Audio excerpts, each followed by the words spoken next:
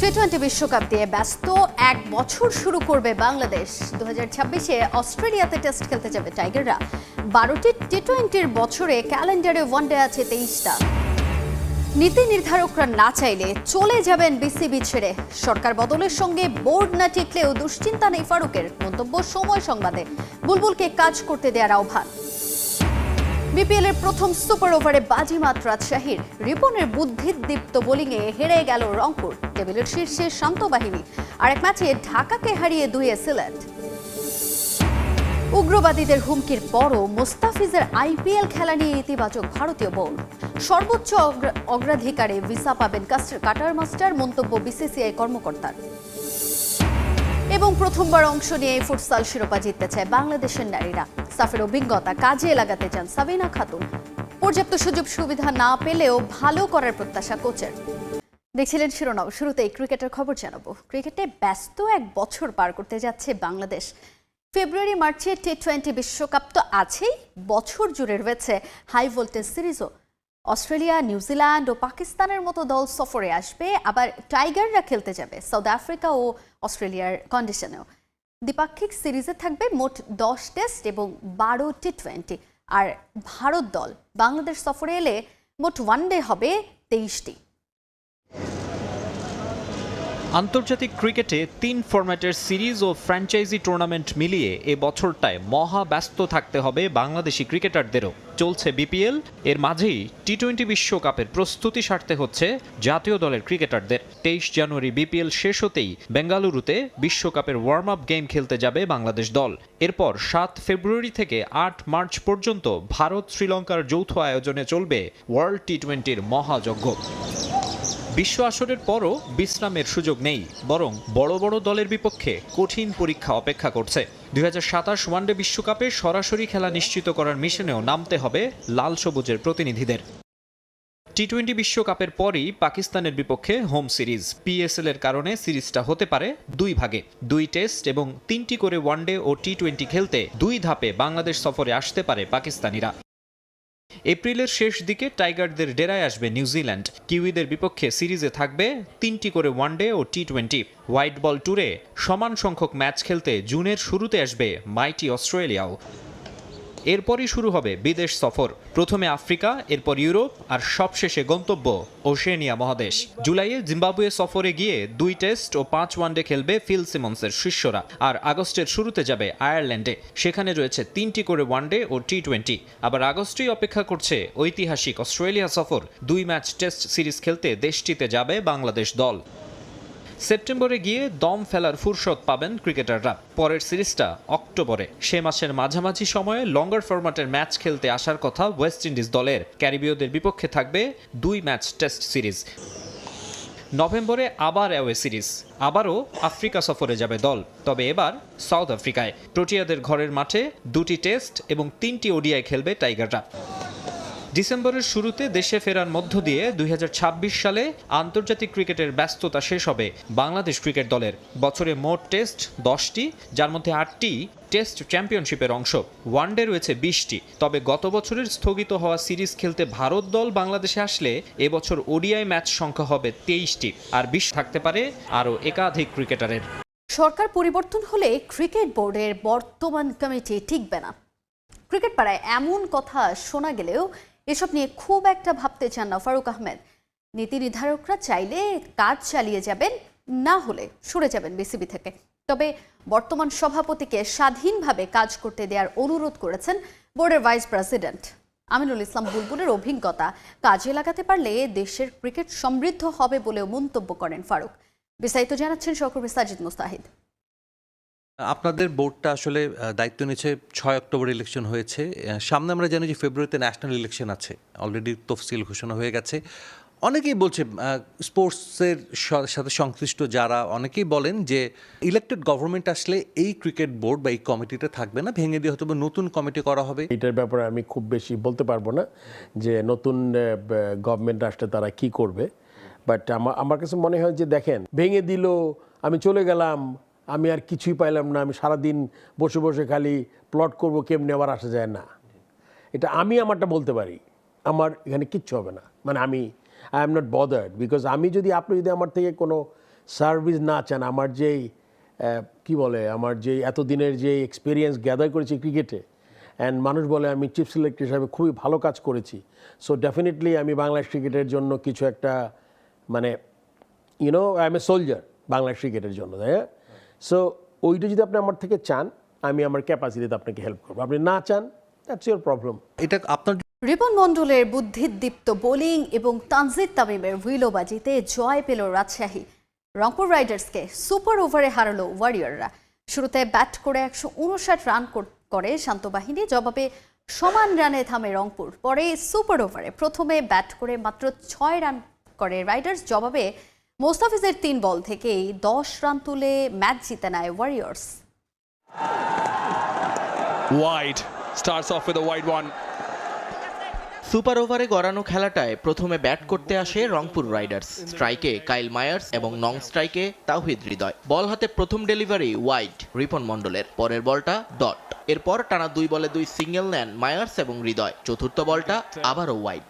এরপর তেরে ফুরে মারতে গিয়ে বোল্ড মায়ার্স। ম্যাচে ফিরে আসে রাজশাহী।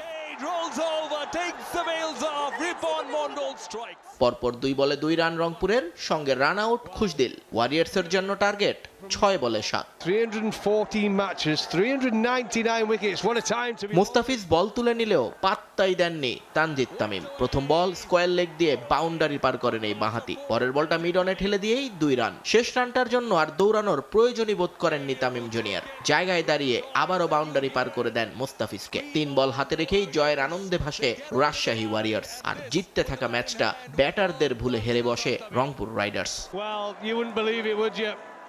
এর আগে শুরুতে ব্যাট করে দারুণ সূচনা পেয়েছিল ওয়ারিয়ার্স। তামিম 2 রানে ফিরলেও 93 রানের জুটি গড়েন শান্ত এবং সাহেবজাদা ফারহান। 46 বলে 65 রান করেন ফারহান, আর শান্তর উইলো থেকে আসে 30 বলে 41। তবে তাদের বিদায়ের পর রাজশাহীকে আশা দেখাতে পারেননি আর কেউ। নিয়মিত বিরতিতে উইকেট হারিয়ে 159 রান তোলে হান্নান সরকার বাহিনী।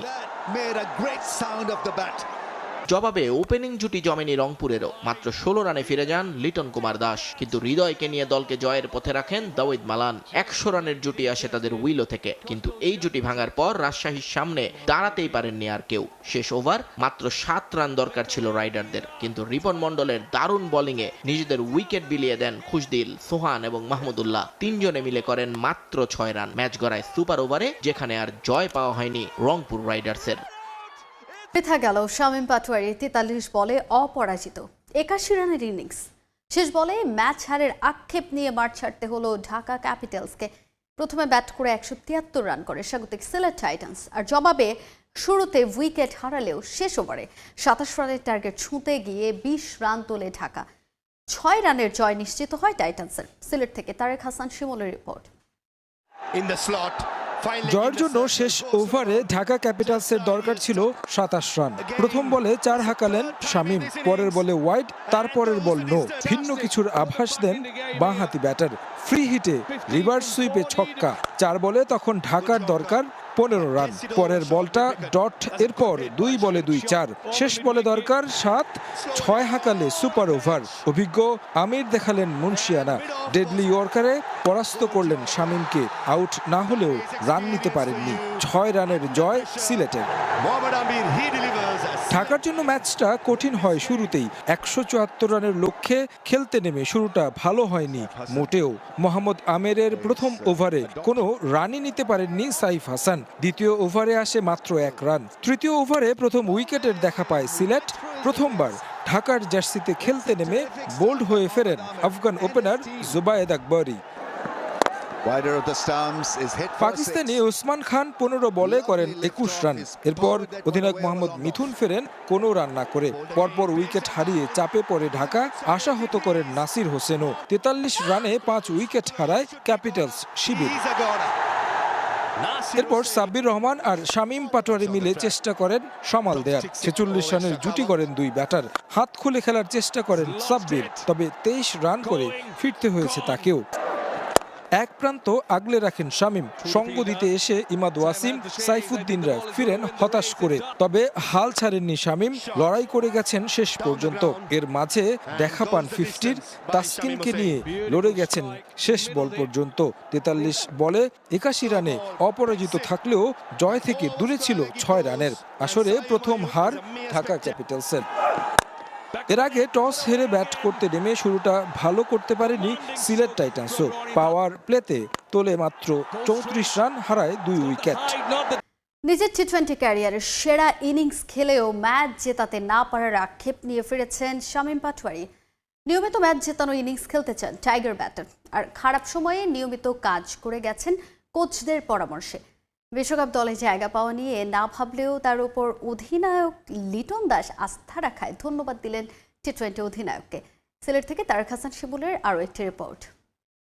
বাংলাদেশের প্রত্যেকটা প্লেয়ারই বেস্ট প্লেয়ার, যে জন্য ন্যাশনাল টিমে আসে। যারা যে 15 জনই সিলেক্ট হবে না কেন তারাই ভালো করবে। বাট আমি শামীমরে বাদ হওয়ার পিছনে কোনো রিজন আমি দেখি না, আর আমি এটা নোটিশও পাইনি যে কেন সে বাদ করেছে। বাট ও টিমে থাকলে ভালো হতো। শামীমকে দলে না রাখায় অধিনায়ক লিটন দাস করেছিলেন বিস্ফোরক মন্তব্য। গেল আয়ারল্যান্ড সিরিজের আগে ক্রিকেটাঙ্গন হয় তোলপাড়। তোপের মুখে 2 ম্যাচ পর শামীমকে দলে নিতে বাধ্য হয়েছিলেন নির্বাচকরা। শামীম যেন প্রমাণ করলেন কেন ফিনিশিং রোলে অন্যতম সেরা। একটা নো লুক রিভার্স স্কুপ, বলের গতিপথ আর দেখতেই চাইলেন না শামীম হোসেন পাটোয়ারি। বলটা উঁচিয়ে ধরে উদযাপন করলেন নিজের ব্যক্তিগত 50। দলকে শেষ অবধি জেতাতে না পারলেও ব্যক্তিগত একটা প্রাপ্তির বক্সে টিক দিয়ে রাখতেই পারেন শামীম।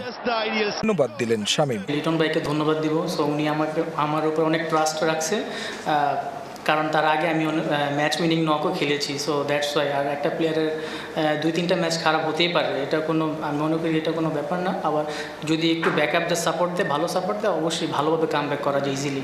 43 বলে 81 রান, এখন পর্যন্ত দেশি তারকাদের মধ্যে বিপিএলে অন্যতম সেরা ইনিংস। রানের চেয়ে নিশ্চিত হারা ম্যাচ শেষ বল পর্যন্ত নিয়ে যাওয়া, সব দিকে শট খেলার দক্ষতায় অনন্য, অসাধারণ। এমন ইনিংসের পরও দলকে না জেতাতে পারার আক্ষেপ শামীমের। ম্যাচ হেরে গেলে তো অবশ্যই আফসোসটা থাকে। সো আমি বিলিভ ছিল যে যতক্ষণ পর্যন্ত থাকবো, আমি নিজের উপর বিশ্বাস ছিল, যদি কেউ একটু সাপোর্ট করতো ইজিলি, আমার মনে করি উইকেট অনেক ভালো ছিল, ইজিলি ম্যাচটা বের হয়ে যেত। বিশ্বকাপ জয়ের ধারায় ফিরতে চট্টগ্রাম মুখোমুখি হবে ঢাকা ক্যাপিটালসের। দ্বিতীয় ম্যাচে স্বাগতিক সিলেটের কাছে হেরে কিছুটা ব্যাকফুটে ক্যাপিটালস শিবির। সেই সুযোগ কাজে লাগাতে চায় এবার চট্টগ্রাম রয়্যালস। আর জয়ের ব্যাপারে আশাবাদী বন্দরনগরের দলটি, জানিয়েছেন ব্যাটার সাদমান ইসলাম। ম্যাচটি শুরু হবে দুপুর 2টায়। সিলেট থেকে নওশাদ আহমেদের ছবিতে উপবটিকার রিপোর্ট। দুদিন বিরতির পর মাঠে খেলা গড়ালেও নিজেদের ম্যাচ না থাকায় ঝালিয়ে নেওয়ার সুযোগ পেয়েছে চট্টগ্রাম রয়্যালস। এদিন সিলেটে তীব্র শীত উপেক্ষা করে আউটার গ্রাউন্ডে অনুশীলনে বন্দরনগরীর দলটি। চট্টগ্রামের কোটি টাকার ক্রিকেটার নাইম শেখ বিপিএলে শুরুটা করেছেন দারুণ। নেটে এদিন ব্যাটিং করলেন লম্বা সময়। জয় পেতে ভূমিকা রাখতে হবে তাকে, তাই তো কোচিং প্যানেলেরও বাড়তি নজর তার উপর। শুরুতে দল না পেলেও সাদমান ইসলাম অনিককে দলভুক্ত করেছে চট্টলার দলটি। অনুশীলনে যোগ দিয়ে ব্যাটিংয়ের খুঁটিনাটি নিয়ে কাজ করেছেন। তাছাড়া মাহমুদুল হাসান জয়, শুভাগত হোম, জিয়াউর রহমানরা তাদের মূল শক্তি। তবু জয়ের ব্যাপারে আশাবাদী সাদমান। কিছুদিন আগে টি-20 খেলা হয়েছে, তো ইনশাআল্লাহ যদি সুযোগ আসে অবশ্যই চেষ্টা করবো যেভাবে আপনার লাস্ট টি-20 এনসিএলটা খেলছি ওভাবে ব্যাটিং করা। আল্লাহর রহমতে এখানে 2-3 দিন সময় পাইছি, তো চেষ্টা করছি কিভাবে নিজেকে রেডি রাখা যায়। তো ম্যাচে সুযোগ আসলে অবশ্যই চেষ্টা করবো। বোলিংয়ে উগ্রবাদীদের হুমকি থাকলেও মোস্তাফিজুর রহমানকে আইপিএলে খেলানোর ব্যাপারে অনড় ভারতীয় ক্রিকেট বোর্ড। ভিসা পাবার ব্যাপারেও কাটার মাস্টারের কোনো সমস্যা হবে না বলে জানিয়েছেন বিসিসিআইয়ের শীর্ষস্থানীয় এক কর্মকর্তা। দুই দেশের কূটনৈতিক সম্পর্ক এই মুহূর্তে নাজুক হলেও বাংলাদেশকে ভারতের শত্রু নয় বলে উল্লেখ করেছেন তিনি। সাম্প্রতিক সময়ে টালমাটাল ভারত বাংলাদেশ কূটনৈতিক সম্পর্ক। দুই দেশের উগ্রবাদীরা সেই সম্পর্ক জটিল করে ফেলছে আরও, যার প্রভাব পড়ছে ক্রিকেট মাঠেও। আইপিএল থেকে মোস্তাফিজুর রহমানকে বাদ দিতে এরই মধ্যে নানান জায়গায় নানান প্রতিবাদের দেখা মিলছে। প্রতিবাদ চলছে সামাজিক মাধ্যমেও। তাতে কলকাতা নাইট রাইডার্সে কাটার মাস্টারের খেলা নিয়ে দেখা দিয়েছে অনিশ্চয়তা। যদিও নাম না প্রকাশ করার শর্তে ভারতীয় ক্রিকেট বোর্ড কর্মকর্তা নিশ্চিত করলেন হুমকি থাকলেও আইপিএলে ঠিকই খেলবেন বাংলাদেশি তারকা। আমাদের বুঝতে হবে এটা নাজুক পরিস্থিতি। আমরা বরাবরই সরকারের সঙ্গে কূটনৈতিক বিষয় নিয়ে যোগাযোগ রাখছি এবং এমন কিছু শুনিনি যেখানে বাংলাদেশি ক্রিকেটারদের নিষেধাজ্ঞার আওতায় আনা হতে পারে। তাই হ্যাঁ, মোস্তাফিজ আইপিএল খেলবে, বাংলাদেশ আমাদের শত্রু নয়। আনুষ্ঠানিক সূচি প্রকাশিত না হলেও টি-20 বিশ্বকাপের পরই ভারতে অনুষ্ঠিত হবে আইপিএল এর পরবর্তী মৌসুম, যেখানে বাংলাদেশের একমাত্র প্রতিনিধি মোস্তাফিজ। দুই দেশের সম্পর্কের শীতলতায় ভিসা পাবার ব্যাপারেও আছে অনিশ্চয়তা। তবে কাটার মাস্টারের ক্ষেত্রে যে এমন কিছু প্রতিবন্ধকতা তৈরি করতে পারবে না তাও নিশ্চিত করেছেন ওই কর্মকর্তা। মোস্তাফিজ টি-20 বিশ্বকাপের জন্য ভিসার আবেদন করবেন এবং আইপিএল এর জন্য ভিসার মেয়াদ বর্ধিত করা হবে। তাই ভিসা পাওয়ার ব্যাপারে কোনো সমস্যা হবে না। বিসিবির সঙ্গে যোগাযোগ রাখছি এবং ওর অনাপত্তিপত্র না পাবার ব্যাপারে এখনো কিছু জানানো হয়নি। বিসিসিআই নিশ্চয়তা দিয়ে দেয় চূড়ান্ত সিদ্ধান্তটা এখন মোস্তাফিজ আর বিসিবির কাছে। নিরাপত্তার শঙ্কায় আইপিএল থেকে ক্রিকেটার কিংবা ক্রিকেট বোর্ড যদি নাম সরিয়ে নেয় তাহলে কলকাতার জার্সিতে দেখা যাবে না কাটার মাস্টারকে। যদিও বিসিবিতে এখন পর্যন্ত এ ব্যাপারে কোনো আলোচনা হয়নি। ক্রিকেটার টপ অর্ডারে দুজন ব্যাটারকে, দুজন ওপেনারকে ইনফ্যাক্ট আউট করে দিলেন, তাকে আপনি বোলিং এ আনলেন নাম্বার 6 অপশন হিসেবে, মুকিদুল ইসলাম মুগ্ধ। এবং এই মুগ্ধ লাস্ট যে এনসিএলটা হলো সেখানটাও কিন্তু টপ উইকেট টেকারদের একজন। আপনি তাকে বোলিং এ আনলেন মাহমুদুল হাসান জয়ের পরে, এবং এই ম্যাচে মুকিদুল ইসলাম মুগ্ধ 2 ওভারে বেশি করতে পারলো না। শাক মেহেদি তিনি 4 ওভার করেছেন, তানভীর ইসলাম তিনি 4 ওভার করেছেন, কিন্তু উইকেট টেকার মুগ্ধকে আপনি জয়ের পরেও আনলেন, তাকে পুরো ওভার করতে দিলেন না। সেকেন্ড পয়েন্ট যেটা, মাহমুদুল হাসান জয় যদি এতই ক্যারিশমেটিক হয়, তিনি আসলে টি-20তে কত ওভার বল করেছেন, তার স্ট্যাটটা কি? টি-20 ক্রিকেটে আমি যখন তার স্ট্যাট খোঁজার চেষ্টা করলাম, সেখানটা খুব ইন্টারেস্টিং কিছু ব্যাপার আসছে। সেটা হচ্ছে সব ধরনের টি-20 মিলে মাহমুদুল হাসান জয় আসলে বলই করেছেন মাত্র 50টা। এরকম একজন ক্রিকেটারের হাতে আপনি বল তুলে দিলেন, জয়ের দোষ না। কেন এই প্ল্যানটা করা হলো, কি কারণে এই পরিকল্পনা করা হলো, উই হ্যাভ নো আইডিয়া।